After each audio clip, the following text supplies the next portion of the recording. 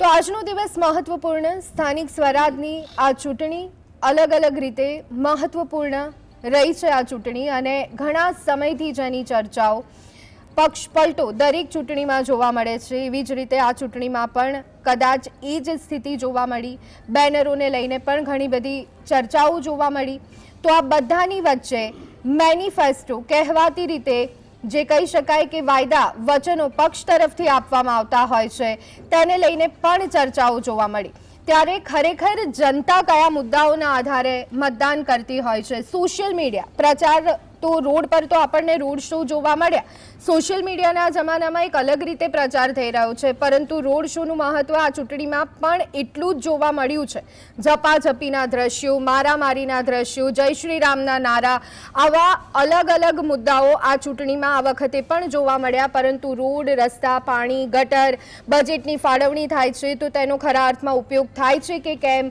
અમે નહીં આવીએ તો ગ્રાન્ટ નહીં મળે આ પ્રકારના અલગ અલગ નિવેદનો જ્યારે આવ્યા છે ત્યારે જનતા કઈ બાબતને ધ્યાનમાં રાખે છે તે તમામ મુદ્દા પર આજે આપણે ચર્ચા કરવા જઈ રહ્યા છીએ અને આ ચર્ચા માટે અત્યારે હાલ આપણી સાથે જોડાયા છે કોંગ્રેસના પ્રવક્તા પરાગ પંચાલ પોલિટિકલ એનાલિસ્ટ પ્રશાંત ગઢવી અને અન્ય એક પોલિટિકલ એનાલિસ્ટ જગદીશ મહેતા તમામે તમામ મહેમાનોનું જીએસટીવીમાં સ્વાગત છે જગદીશભાઈ આપ સુધી અમારો અવાજ પહોંચી રહ્યો છે બિલકુલ બેન બિલકુલ આપનો અવાજ આવે જી જગદીશભાઈ અન્ય મુદ્દાઓ પર ચર્ચા કરીશું પરંતુ જે સૌથી પહેલા ધ્યાન કેન્દ્રિત કરે એવી એક બાબત ચૂંટણીને લઈને 13% જેટલું મતદાન થયું છે સવારના સમયમાં ટકાવારીને સૌથી પહેલા તો આપ કેવી રીતે જોઈ રહ્યા છો લગભગ 10 વાગી ગયા છે ત્યારે 13% જેટલું મતદાન કેવી રીતે જોઈ રહ્યા છો આ ટકાવારીને આપ બેન જે રીતે પ્રચાર નીરસ રહ્યો એવી રીતે મતદાનની શરૂઆત પણ નીરસ છે આ વખતે અંબાલાલ પટેલ થી માંડીને હવામાન વેદ શાખાએ કીધેલું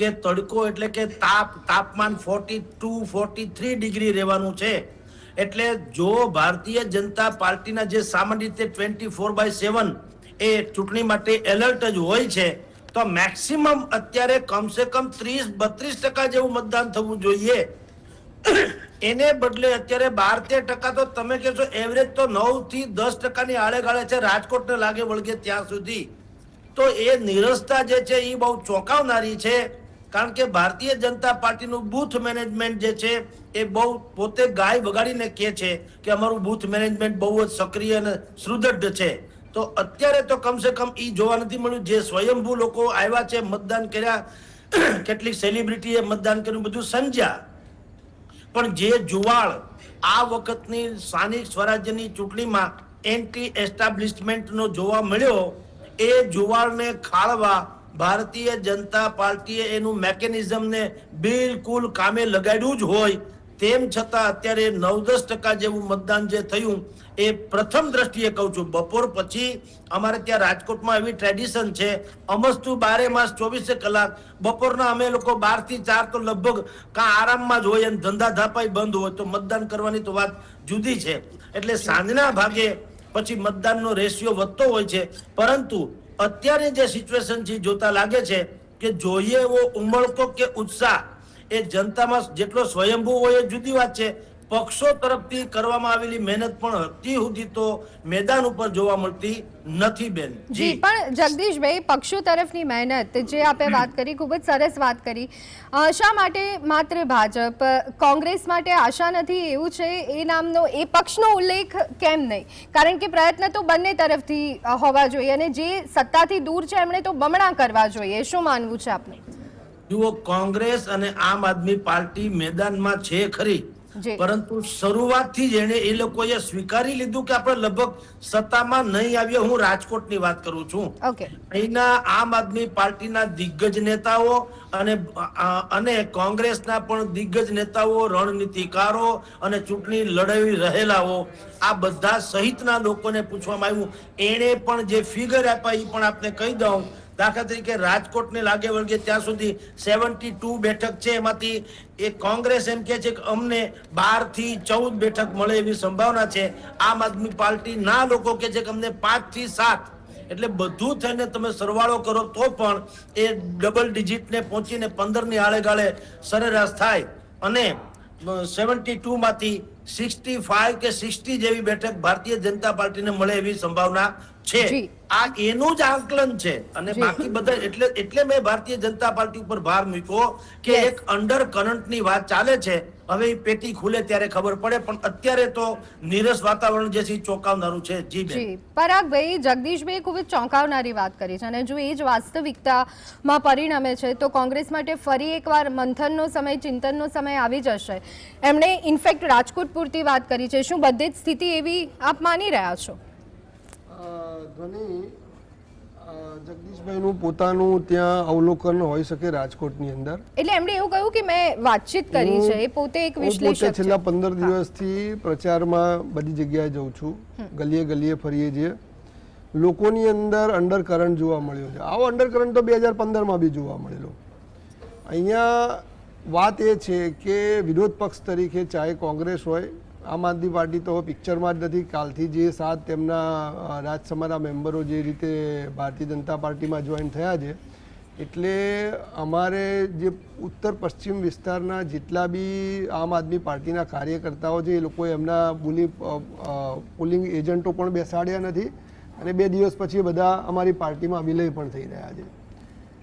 અંડર કરંટ જે એવો પ્રકારનો છે કે લોકો હવે અહંકારથી કંટાળી ગયા છે. ભારતીય જનતા પાર્ટીના કામો થયા, તમે વિકાસની વાતો એમને પૂછો તો વિકાસની વાતો કરે અને વિકાસ આજે સ્થાનિક સ્વરાજની ચૂંટણીમાં પણ એ લોકોને નરેન્દ્રભાઈના ચહેરાનો જો સહારો લેવો પડતો હોય તો વિકાસની અંદર જે ભ્રષ્ટાચાર થયો છે અને ભ્રષ્ટાચાર થકી જે પ્રકારે ધારો કે 100 રૂપિયાનો તમે વિકાસ કર્યો, દરેક વિકાસની કિંમત હોય, અને 1000 રૂપિયાનો ભ્રષ્ટાચાર થયો તો એ બાકીના જે પૈસા છે એનો બોજ કોના ઉપર છે? તો એનો બોજ એ જનતા ઉપર છે, ટેક્સ પ્લેયર ઉપર છે. દરેક ઉત્તર પશ્ચિમ ને પશ્ચિમ જેવા પોશ વિસ્તારની અંદર પણ આજે પણ એવા પોકેટ્સ છે કે જેની ઉપર ભેદભાવ રાખવામાં આવે છે. એ અમે નજરે જોયું છે. ત્યાં આજે પણ સ્ટ્રોમ વોટર યોજનાના નામે ફરી પાણી ભરાય છે. એમના કહેવા પ્રમાણે 1000 કિલોમીટરની સ્ટ્રોમ વોટર યોજના કરી, તો હું કહું છું કે 1000 નહીં, તમે એમાંથી 900 કિલોમીટરની સ્ટ્રોમ વોટર યોજનાના પૈસા ઓન પેપર છે અને ખાઈ ગયા છો. પરકોલેટ વેલની આપણે વાત કરીએ તો પરકોલેટ વેલ એવું કહે છે કે અમે આટલા પરકોલેટ વેલ બનાવ્યા. ધારો કે એક વોર્ડની અંદર એમણે 60-70 પરકોલેટ વેલ બનાવ્યા. એક પરકોલેટ વેલની કિંમત એમણે કીધી 12 લાખ રૂપિયા ખર્ચે. હવે અને આપણે પોતે પરકોલેટ વેલ બનાવવા જઈએ તો 3-3.5 લાખની અંદર પરકોલેટ વેલ બની જાય. એમણે બ્રિજો બનાવ્યા, બ્રિજો પાછા બનાવીને તોડવાનો પોઝિશન આવી. એવા કેટલાય બ્રિજો છે કે ધારો કે ગાટલોડિયાથી માંડીને ગાટલોડિયાની બોર્ડરથી માંડીને સુરધારા સર્કલનો હમણાં જ બ્રિજ બનાવ્યો. તો એ બ્રિજ ઉપર ટ્રાફિક જ અમે પહેલાં જ કીધેલું કે આ બ્રિજ ખોટી દિશામાં બની રહ્યો છે. સોલાથી પેલી બાજુ બનવો જોઈએ, સુરધારાથી પેલી બાજુ બ્રિજ બનવો જોઈએ. આવી રીતે ઇન્કમ ટેક્સનો બ્રિજ છે. આવા કેટલા એમના વિકાસના કાર્યો છે કે જે વિકાસના નામે એક પ્રોજેક્ટ ઊભો કરવામાં આવે છે. પ્રજાના જે ટેક્સના નાણાં છે એ ટેક્સના નાણાંને એમના ખિસ્સામાં કેવી રીતે જાય. અને તમને આપને જાણીને નવાઈ લાગશે કે ભાવ ફિક્સ છે. જેવી રીતે કે કોર્પોરેશનની અંદર કચરા ઉપાડવાની હું એક બીજી એક વાત કરું કે 37% કમિશનનો ભાવ ફિક્સ છે. તમારે અંદર એન્ટ્રી લેવી હોય તો તમે પેવરથી ચાલુ કરો, બી થી ચાલુ કરો, ત્યાર પછી રોડ ઉપર આવવાનું હોય, રોડમાં સરફેસિંગનું આવવાનું હોય. 3500 કિલોમીટરની એ લોકો વાત કરે છે. વાત અહીંયા ખોટી દિશામાં વિકાસ થઈ રહ્યો છે માની લઈએ આપણે. ચર્ચાને ફરી એક વખત આગળ વધારીએ. પરાગભાઈ, જે વાત આપ કરી રહ્યા હતા, કદાચ વિકાસ ખોટી દિશામાં અથવા તો એક કહી શકાય કે વસ્તુને પ્રોજેક્ટ કરવા માટે બતાવી હશે, ભ્રષ્ટાચાર થઈ રહ્યો છે આ. પરંતુ આ તમામ બાબતો એવું તો નથી કે આજકાલથી થઈ રહી છે, વર્ષોથી આ સ્થિતિ છે. પરંતુ લોકોનો વિપક્ષ પરનો વિશ્વાસ કેમ જતો રહ્યો છે? વિપક્ષ આટલા સમયથી સત્તાથી દૂર કેમ? અને આના પર વિપક્ષે શું કામ કર્યું? વાત સાચી છે ધ્વનિ. પહેલા તો જે રીતે ભારતીય જનતા પાર્ટીના નેતાઓ જે વિકાસની રાજનીતિ આ શબ્દ વાપરે છે ને, મારે એને સુધારવો જોઈએ. વિકાસ એ કોઈ રાજનીતિ કરવાની વાત નથી. વિકાસ એ ચૂંટાયેલા પ્રતિનિધિઓ દ્વારા વિકાસ માટે જે પણ કરવું પડતું હોય એમની જવાબદારી છે. અને વર્ષોથી વિકાસ એની રીતે થતો જ આવે છે. 30 વર્ષ પહેલાં જ્યારે 2002માં છેલ્લે કોંગ્રેસની સરકાર આવી એ વખતે બી એમણે કામ કરેલા છે. હવે તમે જે પ્રમાણે પ્રશ્ન કર્યો તો પછી વિપક્ષ કેમ અહીંયા આવતો નથી, એ જે નથી આવતો એના જે કારણો છે, જ્યારે બી સ્થાનિક સ્વરાજની ચૂંટણી આવે અને જે પ્રકારનો પ્રચાર થાય છે વિપક્ષ માટે, એ કારણો પાછા અલગ છે. એ વિકાસના કાર્યને લઈને પરંતુ એ પાર્ટીને એક અલગ જ પ્રકારની ચિતરવામાં આવે છે. એન્ટી હિન્દુઇઝમ, મુસ્લિમોની તરફેણ કરતી, તુષ્ટિકરણ કરતી પાર્ટી, આ પ્રકારનો એક મારો ચલાવવામાં આવે છે કેટલાય વખતથી. પણ હકીકત તો હવે એ છે કે ભાઈ હમણાં જ એ લોકો જ ઘણા જ મુસ્લિમોને ટિકિટ આપેલી છે સ્થાનિક સ્વરાજની ચૂંટણીમાં. અને આ એક કેમ્પેન જે ચલાવવામાં આવ્યું છે પ્રધાનમંત્રીને એક અત્યારે હાલ મુખ્યમંત્રી ભૂપેન્દ્ર પટેલ મીડિયા સમક્ષ નિવેદન આપી રહ્યા છે. સીધા જઈએ. આજે ગુજરાતમાં સ્થાનિક સ્વરાજ્યની ચૂંટણી અને મતદાનનો દિવસ છે. લોકશાહીનો આ પવિત્ર ઉત્સવ દરેક જણે મનાવવો જોઈએ. આ હક અને ફરજ બંને સાથે નિભાવવાનો આ એક અમૂલ્ય અવસર છે અને દરેક જણ મતદાન કરી અને ભારતીય જનતા પાર્ટીના દરેકે દરેક ઉમેદવારને વિજય બનાવે એવી હું અપીલ કરું છું.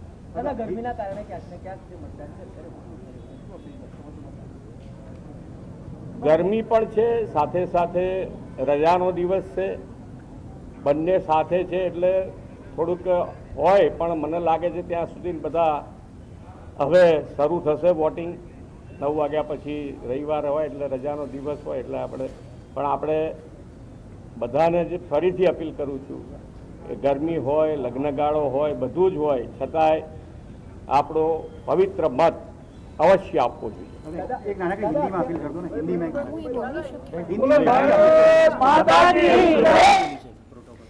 જી બિલકુલ. તો અત્યારે હાલ મુખ્યમંત્રીએ પણ મીડિયા સમક્ષ પોતાની પ્રતિક્રિયા આપી હતી, પોતાના મતાધિકારનો ઉપયોગ કરી અને વધુને વધુ પ્રમાણમાં મતદાન કરવા માટે ફરી એકવાર તેઓએ અપીલ કરી હતી. પોલિટિકલ એનાલિસ્ટ પ્રશાંતભાઈ, આપની પાસે આવવા માંગીશ. સીએમએ અત્યારે હાલ અપીલ કરી છે અને જે રીતે પરાગભાઈ વાતચીત કરી રહ્યા હતા અને જગદીશભાઈએ પણ કહ્યું કે મતદાનમાં એક નિરસતા જોવા મળી રહી છે.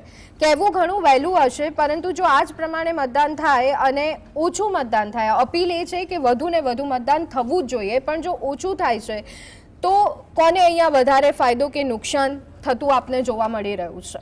ધ્વની, મેં મારા પહેલા સ્પેલમાં પણ અહીંયા કીધું કે યુઝ્યુઅલી કોર્પોરેશનમાં આપણે 45% સુધીના મતદાન જોતા હોઈએ છીએ અને એ આવી ગરમીના મોસમમાં અને SIR પછી આજે આંકડો 45ની જગ્યાએ મને 55 દેખાવો જોઈએ, કારણ કે પહેલા 145 જણા મતદાન કરતા હતા.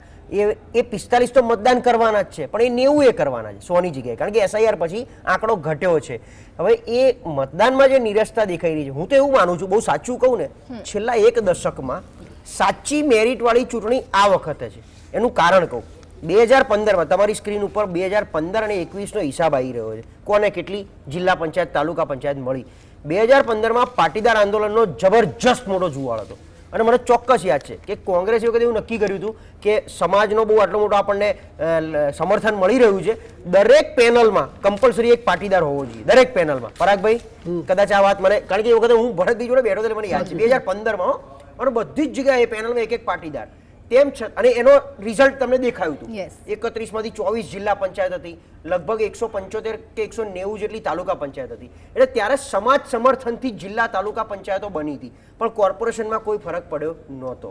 2021માં કોરોનાના કારણે ચૂંટણી મોડી થઈ અને કોરોનાનો એક અલગ જ ભય, બીજો માહોલ, ત્રીજો માહોલ, અને ખ્યાલ છે કે 21માં વિકરાળ સ્વરૂપ કોરોનાએ પકડ્યું હતું ચૂંટણી પછી તરત મે મહિનામાં.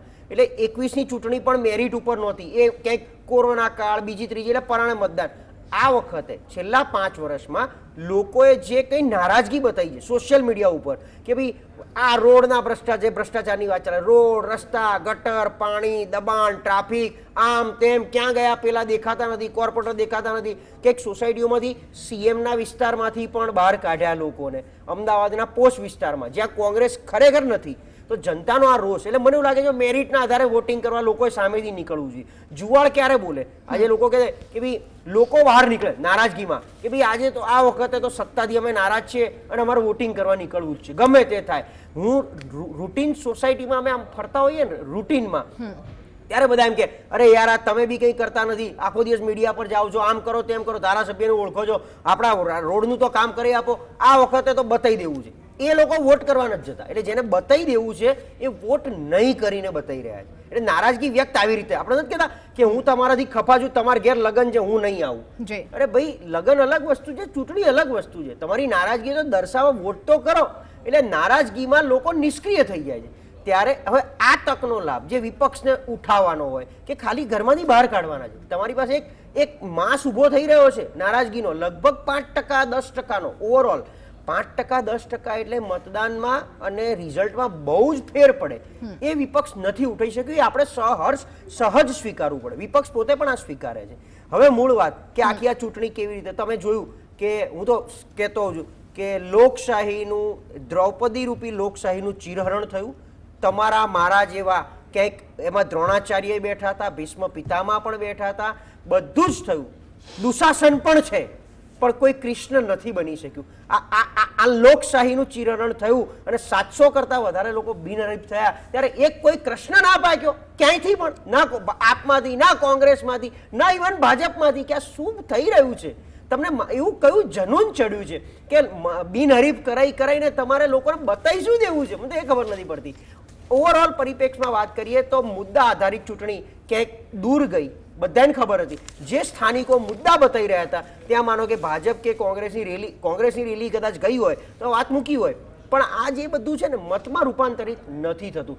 આ ભ્રષ્ટાચાર, આ બ્રિજ, આ આવું થઈ ગયું તેવું થઈ ગયું, અને ઘણા તો સોશિયલ મીડિયાના હિસાબે પાછા અંજાઈ જાય છે. જે હિન્દુત્વનો નારો લાગી જાય છે ત્યાં સોશિયલ મીડિયામાં અંજાઈ જાય છે. આ વખતે એટલે તો એમણે શું કર્યું, સોશિયલ મીડિયા વાળાને ટિકિટો આપી. જે હમણાં 2-3 નામ તમે જો અંકિતાની વાત કરી, કોઈ આરજે આભા રાજકોટમાં છે, તો આ બધા સોશિયલ મીડિયાના ઇન્ફ્લુએન્સર જેમને રાજનીતિનો ર ખરેખર નથી આવડતો આમ જોવા જાવ તો. એમને કારણ કે રાજનીતિ કે સોશિયલ મીડિયાથી લડવાની ચીજ છે.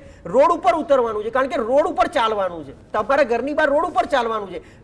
કहीं भी जाए, મને પેલી સરળ સંપતની એક વાક્ય બહુ ગમે છે, ચાહે કિतना भी कर लो, रोटी गूगल से डाउनलोड नहीं होती है. એ રોટલી કમાવા માટે રોડ ઉપર જઈને મજૂરી જ કરવી પડે. એ સોશિયલ મીડિયા થકી ધંધો એક અલગ વસ્તુ છે. એટલે મૂળ રાજનીતિ રોજબરોજની છે.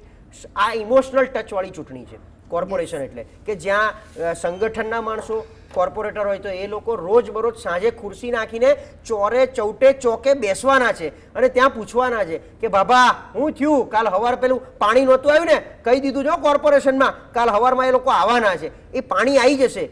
પાણી આવ્યું તો દૂષિત આવ્યું, અરે દૂષિત આવ્યું તો તમે ખારીકટ, એટલે અમદાવાદ હોય તો ખારીકટ કેનાલ કે ત્યાં સાબરમતીમાં જઈને શું ચેક કરાવવાનું છે, તંત્રને કેવી રીતે દોડાવવાનું છે, કે એક તંત્ર એને બ્રેક કેવી રીતે મારી શકાયું છે. જે વાત કરી મૂળા ગવર્નન્સની વાત છે.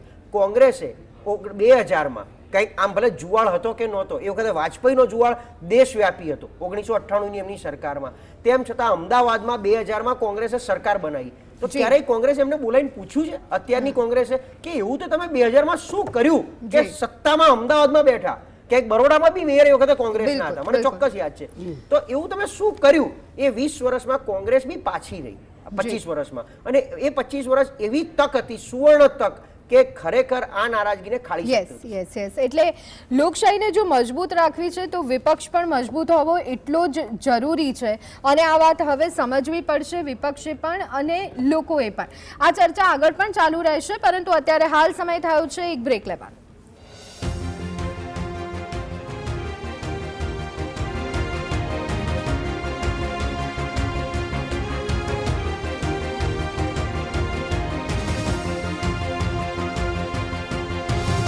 પણ પોતાના મતાધિકારનો ઉપયોગ કરવા માટે અંકુર ખાતે આવેલા બૂથ પર તેઓ પહોંચ્યા છે.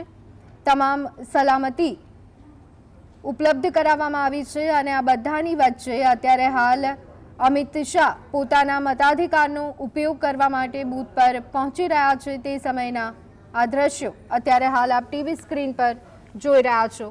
વહેલી સવારથી મતદારોમાં ઉત્સાહ જોવા મળી રહ્યો છે, ત્યારે મોટા ગજાના નેતાઓ પણ મતદાન કરવા પહોંચી રહ્યા છે. અમિત શાહ પણ પોતાના પરિવાર સાથે મતદાન કરવા માટે પહોંચી રહ્યા છે. જી પ્રદ્યુમનસિંહજી, આપણે વાત કરી રહ્યા હતા મેનિફેસ્ટોને લઈને, જણાવશો? ખાસ કરીને સ્થાનિક પ્રશ્નો છે, સ્થાનિક સ્વરાજની ચૂંટણી છે, એટલે એને લીધે મેનિફેસ્ટોથી વિશેષ દરેક વિસ્તારના પોતપોતાના પ્રશ્નો હોય છે, એટલે સ્થાનિક પ્રશ્નો વધારે મહત્વના હોય છે અને સ્થાનિક ઉમેદવાર પણ એટલો જ મહત્વનો હોય છે અને સ્થાનિક નેતૃત્વ જે સંગઠન હોય છે જે તે પક્ષનું એ મહત્વના હોય છે આ મૂળ જે જીત માટે અથવા તો વોટર્સને ખેંચવા માટે. એટલે મેનિફેસ્ટોનો આપણે આ સ્થાનિક સ્વરાજની ચૂંટણીમાં એટલું મહત્વ આપી ના શકીએ અને જોઈએ છીએ મહાનગરમાં અને નગરપાલિકાઓમાં પ્રશ્નો અનેક છે, લોકોની મતદારોની ફરિયાદો અનેક છે, વિકાસ પણ અનેક થયા છે, પરંતુ વિકાસની સામે ભ્રષ્ટાચાર પણ એવો જ થયો છે જે ફૂલ્યો ફાલ્યો છે અને બીજા અનેક એવા સ્થાનિક અસંતોષ છે લોકોનો. પ્રદ્યુમનસિંહજી, મેનિફેસ્ટોની વાત એટલા માટે કરીએ કારણ કે મુદ્દાઓ તો ઠીક છે, પરંતુ આ ચૂંટણીમાં પણ કલમ 370નો ઉલ્લેખ જોવા મળ્યો. આ ચૂંટણીમાં પણ મેનિફેસ્ટોમાં રામ મંદિરનો ઉલ્લેખ જોવા મળ્યો.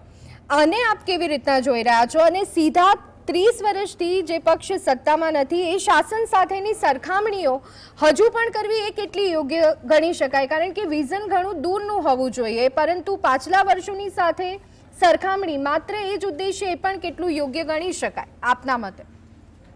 મેં આપને એ જ કીધું કે મેનિફેસ્ટો સ્થાનિક સ્વરાજની જે ચૂંટણી છે એમાં સ્થાનિક પ્રશ્નોનો મેનિફેસ્ટો હોવા જોઈએ, પરંતુ જે નેશનલ લેવલના પ્રશ્નો છે જે સંસદની ને વિધાનસભાની ચૂંટણી વખતેના મેનિફેસ્ટોમાં જે હોવા જોઈએ કે હોય છે એ 370ની કલમ કે રામ મંદિર એ પ્રશ્નો કે એ મેનિફેસ્ટોમાં એ મુદ્દા ન હોવા જોઈએ. પ્રજાને અત્યારે નળ ગટરને રોડની જરૂરિયાત છે, બીજા જે પ્રશ્નો છે સ્થાનિક પ્રશ્નો એનું સોલ્યુશન શું છે સરકાર પાસે કે આવનારી સરકાર પાસે કે આવનારી શાસક પાસે, એને એના પોતાના જવાબ દેવા જોઈએ કે આવનારા અમે તમારા નગરમાં શું શું કામ કરશું, તમારા કયા પ્રશ્નો સોલ્વ કરશું, તમારા વિસ્તારમાં જે અનેક જગ્યાએ પાણી ભરાય છે, રોડના કામ ચાલુ હોય છે, રોડ ખરાબ છે, એવા અનેક પ્રશ્નો છે, તો એના માટેના સ્થાનિક મેનિફેસ્ટો હોવા જોઈએ. એટલે આનાથી મતદાર રીઝાવાનો નથી, મતદારને મિસગાઈડ કરવાનો આખો એક મુદ્દો છે અને ખાસ કરીને જ્યારે સ્થાનિક પ્રશ્નો વધુ છે એને ભૂલવાડવા માટે કે મતદારને ક્યાંક ને ક્યાંક મિસગાઈડ કરવા માટે આ પ્રકારના 370ના મુદ્દા અને રામ મંદિરના મુદ્દાને સ્થાનિક સ્વરાજની ચૂંટણીમાં મેનિફેસ્ટોમાં લેવામાં આવે છે. એનાથી મતદાર પણ ગૂંચવાય છે અને સરવાળે ફાયદો પણ જે તે શાસક પાર્ટીને મળતો નથી. હાજી જી બિલકુલ. પરાગભાઈ આપણી સાથે જોડાયેલા છે. પરાગભાઈ, પક્ષ પલટો આ વખતે પણ જોવા મળ્યો. ભાજપમાંથી અનેક લોકો કોંગ્રેસમાં પણ જોડાયા, કોંગ્રેસમાંથી અનેક લોકો ભાજપમાં પણ આવ્યા, પરંતુ વધારે જો જોઈએ તો કોંગ્રેસમાંથી પક્ષ પલટો આ વખતે પણ એક પેટર્ન તરીકે આપણને જોવા મળ્યો. કયા કારણો? ભાજપ તરફથી તો એવું નિવેદન પણ આવ્યું હતું કે કોંગ્રેસ શા માટે સાચવી શકતી નથી. આ બાબતને લઈ અને આપ શું કહેશો? સ્થાનિક સ્વરાજ, વિધાનસભા, લોકસભામાં તો આ સ્થિતિ હોય છે, પણ સ્થાનિક સ્વરાજમાં પણ કોંગ્રેસની આ સ્થિતિ કેમ? જો ધોની, ભારતીય જનતા પાર્ટીનું કોંગ્રેસીકરણ થઈ ગયું છે, ચાહે કેન્દ્ર લેવલ પર હોય, ચાહે રાજ્ય લેવલ પર હોય કે ચાહે સ્થાનિક સ્વરાજ લેવલ ઉપર હોય. ભારતીય જનતા પાર્ટીમાં કલ્ચર કેવું છે કે ફક્ત બે જ ચહેરા ઉપર આખી ભારતીય જનતા પાર્ટી ચાલે છે, એક તો નરેન્દ્રભાઈ અને બીજા અમિતભાઈનો ચહેરો. ત્યાં પોતાનો અવાજ ઉઠાવવાની કોઈ પણ મંજૂરી કે છૂટ હોતી નથી. એક વખત 370, રામ મંદિર, ધાર્મિક ધ્રુવીકરણ, મુસ્લિમોનો ડર બતાવો, આ બધા મુદ્દાઓને બતાવીને ચૂંટણી તો આ લોકો જીતી જાય છે, પરંતુ આ જે દેશ છે, વિવિધતા ભરેલો દેશ છે, અનેક ધર્મોવાળો, અનેક ભાષાવાળો દેશ છે, એને ચલાવવા માટે, એના શહેરને ચલાવવા માટે કે એના તાલુકા કે નાના વોર્ડને ચલાવવા માટે એક બ્રેનની જરૂર પડે છે, એ વિચારધારાની જરૂર પડે છે, ને એ કોંગ્રેસ પાસે છે. એટલા માટે વેચાઈ ગયાનો જે આરોપ છે એ કોંગ્રેસ પર જ લાગતો આવ્યો છે. હમણાં તાજેતરમાં વડોદરાની વાત કરીએ તો પ્રમુખને રીતસરના ઘેર્યા હતા અને બધાએ કહ્યું હતું, તમામ કાર્યકરોએ, કે તમે વેચાઈ ગયા છો. આ આરોપ માત્ર કોંગ્રેસ પર કેમ કોઈ અહીંયા રણનીતિ મજબૂત કરવામાં નથી આવતી? કેમ તમે કાર્યકરોને સાચવી નથી શકતા? કાર્યકરોને સાચવવા માટે કોંગ્રેસ પાર્ટીમાં આપણે એવું તો છે નહીં કે ભાઈ એફિડેવિટ કરાવી લઈએ કે તમારે કોઈ પક્ષ છોડવાનો નહીં. આ એક તો ભાજપમાં પણ નથી થતી, અન્ય પક્ષમાં પણ નથી થતી. એટલે મેં તમને પહેલા પણ વાત કરી કે જે પાર્ટી જોડે અત્યારે સ્થાનિક સરકારી આખી મશીનરી છે, સ્વાયત્ત સંસ્થાઓ જેટલી છે એની પર કબજો છે, કાયદો એના હાથમાં છે, ઈડી આઈટીનો બેફામ દુરુપયોગ છે. કોઈ પણ વિરોધ પક્ષમાં એવો નેતા હોય, કામ ધંધો કરતો હોય, એમ કે થાય કે ભાઈ આ આગળ આવી શકે એમ છે, પૈસા વાપરી શકે એમ છે, એની ઉપર તરત જ પ્રશાસનનો દુરુપયોગ ચાલુ થઈ જાય છે. એવી પરિસ્થિતિની અંદર અને ખાસ કરીને એવું ધ્યાન રાખવામાં આવે છે કે જે કાર્યકર્તા કે નેતા આવનારા ભવિષ્યમાં 2-4 વર્ષની અંદર ભારતીય જનતા પાર્ટી વિરુદ્ધ કોઈ ઇન્ફ્લુઅન્સ ઊભું કરી શકે છે, એની પાછળ એક તંત્ર કામ લગાડી દેવામાં આવે છે અને અમને એનકેન પ્રકારે આપણે એમને પાર્ટીમાંથી લઈ આવવામાં આવે. તો આવી પરિસ્થિતિ વચ્ચે આવી પરિસ્થિતિ જેમ ભારતીય જનતા પાર્ટી વાળા એવો આરોપ લગાવે છે કે 30 વર્ષ પહેલા કે એના પહેલા જ્યારે ઇન્દિરા ગાંધી હતા, કોંગ્રેસ પાર્ટીની સરકાર હતી, ત્યાં આવી હતી, તો આજે એ પણ એ જ રસ્તે જઈ રહી છે, અમારી ઉપર તો આરોપ લગાવે છે. એટલે આ એક લોકશાહીનું હનન છે. જે 700 જેટલા ઉમેદવારો બિનહરીફ કર્યા, એ બિનહરીફ જે ઉમેદવારો કર્યા એની અંદર એમણે સામ દામ દંડ ભેદનો ઉપયોગ કર્યો. જે ઉમેદવારો જ્યાં અનામત કેટેગરીની સીટો હતી, અનામત કેટેગરીની સીટો હોય એટલે એવું ના હોય કે તમારો કમિટેડ તમારો માણસ હોય તો એને તમને મળી જતો હોય. ધારો કે ઘાટલોડિયાની વાત કરો કે થલતેજની વાત કરો તો SC મતદારો ઓછા હોય અને જેન્ટ્સમાં એસસીનું રિઝર્વેશન હોય કે ઘાટલોડિયાની અંદર લેડીઝમાં SC નું રિઝર્વેશન હોય, તો 1200 તો જેટલા ખાલી મતદારો છે, તે આમાં 3 પાર્ટીઓ ઉમેદવાર ક્યાં લેવા જાય? તો આજુબાજુમાંથી લેવી પડે ઉમેદવાર, આપણે ઉમેદવાર લાવવા પડે. એટલે તરત જ એમના હસબન્ડ હોય એની તરત જ ડેટા કાઢી લેવામાં આવે, એની ઉપર દબાણ ચાલુ થઈ જાય. એનકેન પ્રકારે ધાક ધમકી, પહેલા સમજાવટથી થાય, પછી ધાક ધમકી થાય. આ પ્રકારે જે 600-700 જેટલા બિનહરીફ થયા છે. જે પાર્ટી વિકાસની વાતો કરે છે, 30-30 વર્ષથી શહેરોમાં સત્તામાં છે, તો એમને અને આ પ્રકારની કામગીરી કરવાની જરૂર શી પડે છે? કારણ કે આ વખતે જે રોષ જોવા મળી રહ્યો છે સ્વિંગ વોટરોમાં પણ, એમને ડર છે કે સત્તા જો હાથમાંથી જશે તો આ જે ફ્લો આવી રહ્યો છે પૈસાનો. જી બિલકુલ, પણ હવે આ જનતાનો રોષ એ વિપક્ષને સત્તામાં લાવવા માટે કેટલો સપોર્ટિવ રહે છે એ જોવું પણ મહત્વપૂર્ણ રહેશે. બંને મહેમાનો આપણી સાથે જોડાયેલા રહેશે.